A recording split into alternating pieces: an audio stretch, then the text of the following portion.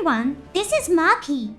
In the movie Gundam Seed Freedom, the mobile suits that are drawing attention are the Black Knight's Code series. It has been revealed that two models will appear: Shiver, designed for duels against formidable enemies, and Lure, equipped with versatile combat capabilities.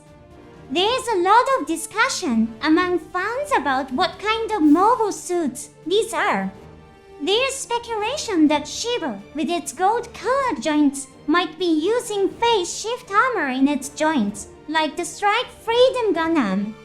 The beam mantle, an equipment that seems to consume a tremendous amount of energy, is also intriguing.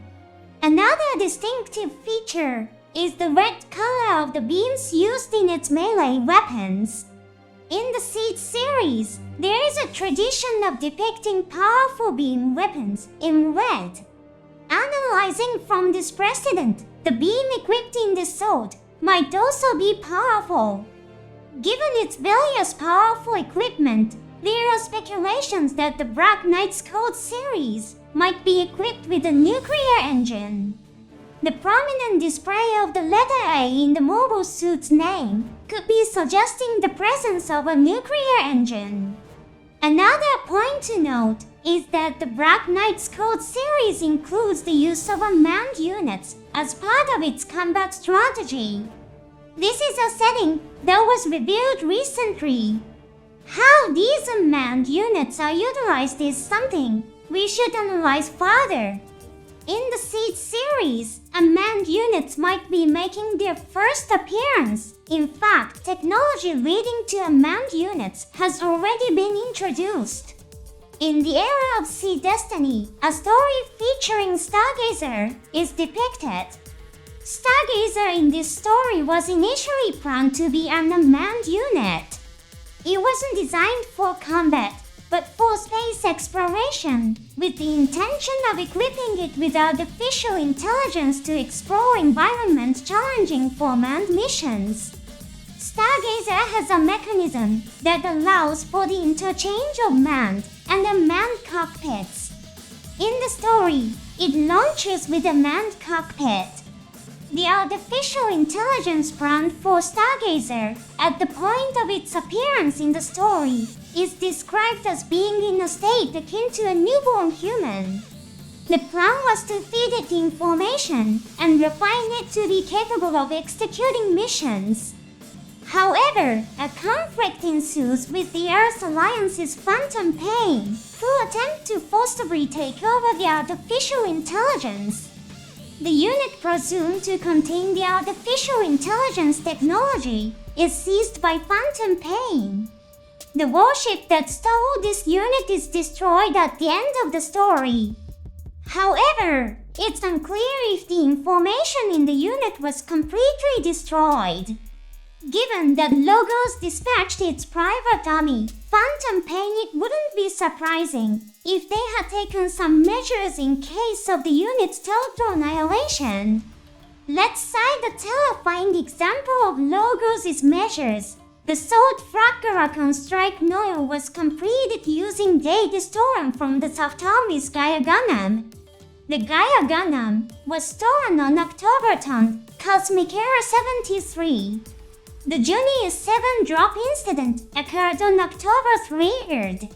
Sven, the pilot of Strike Noir, and his team witnessed the Junius 7 drop incident from Earth soon after they received deployment orders and Strike Noir was put into combat.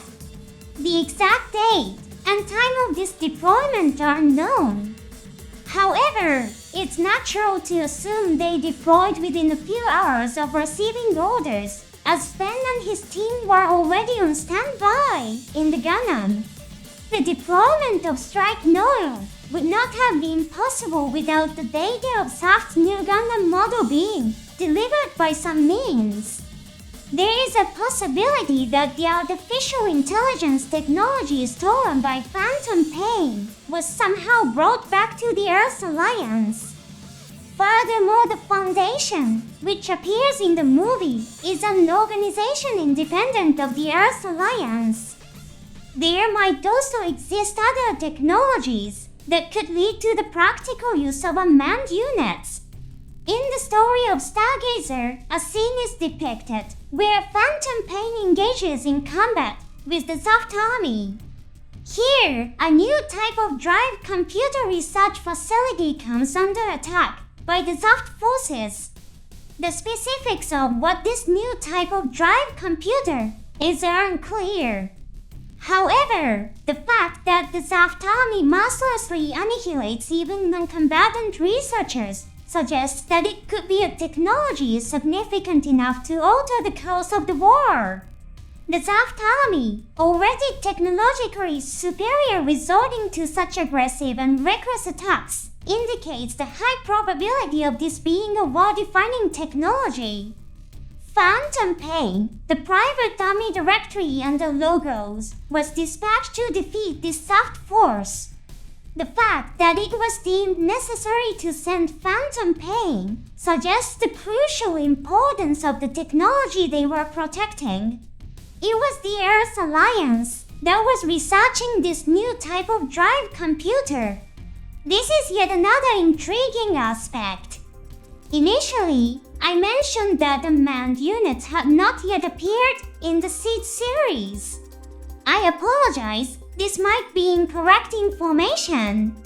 Unmanned mobile suits have already made their appearances, and you, the viewers, have witnessed them. In Seed, we have seen the Calamity Gundam, Forbidden Gundam, and Raider Gundam. In Destiny, the Chaos Gundam, Gaia Gundam, Abyss Gundam, and Destroy Gundam have appeared. What's that?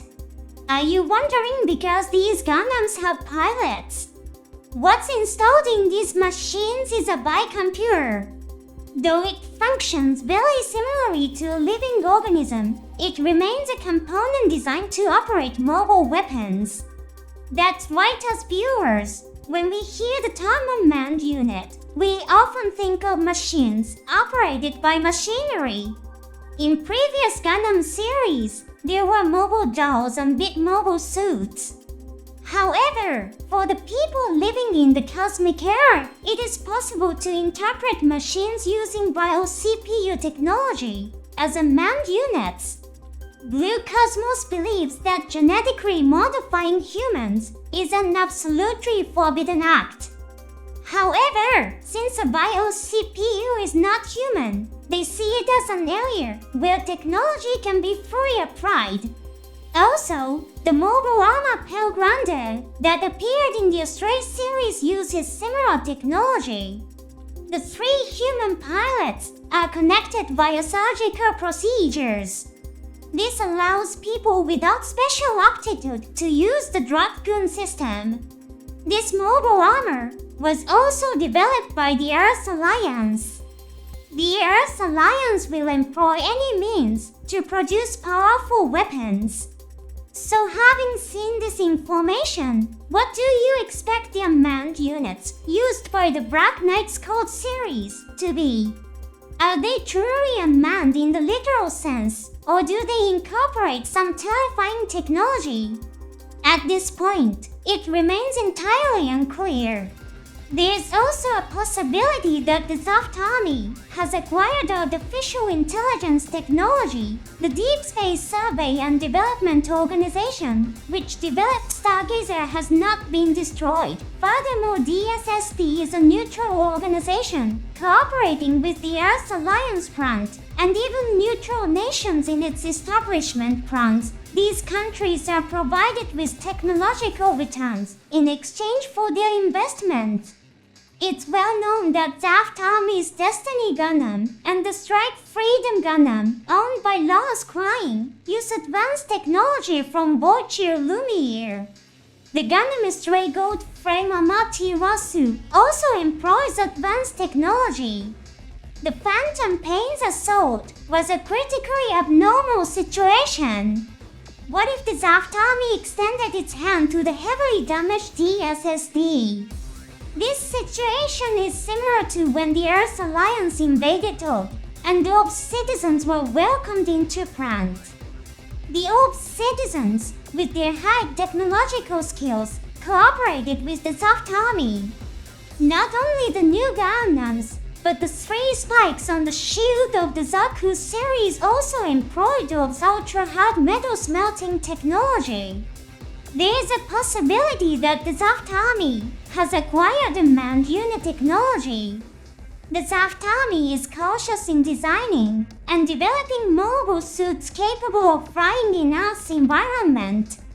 This is because openly showing that they are preparing for combat on Earth would be an international declaration of intending to invade Earth. Similarly, the development of unmanned units is also likely to be viewed as a dangerous prospect internationally.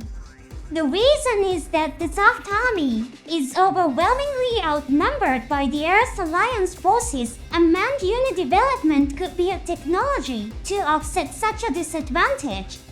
Even if the Zaft Army has acquired unmanned unit technology, they are in a position where they cannot actively pursue its development. But what if there are nations other than the Zaft Army that need to develop unmanned units? What if Plant offers humanitarian aid to maintain forces against invasion to such nations? Recently, there's a newly independent nation from the Earth Alliance. This nation is still nascent and may lack means to counter the invasion of the vast Earth Alliance forces. What if the compassionate people of Plant were providing extensive support to them? Who has the right to criticize a nation that extends its hand to the weak? The Emerging Nation Foundation's Black Knights Code series fights with unmanned units. The Black Knights Code series is accompanied by servants like Xin and Dean. The question remains, how are these unmanned units provided? The mystery deepens.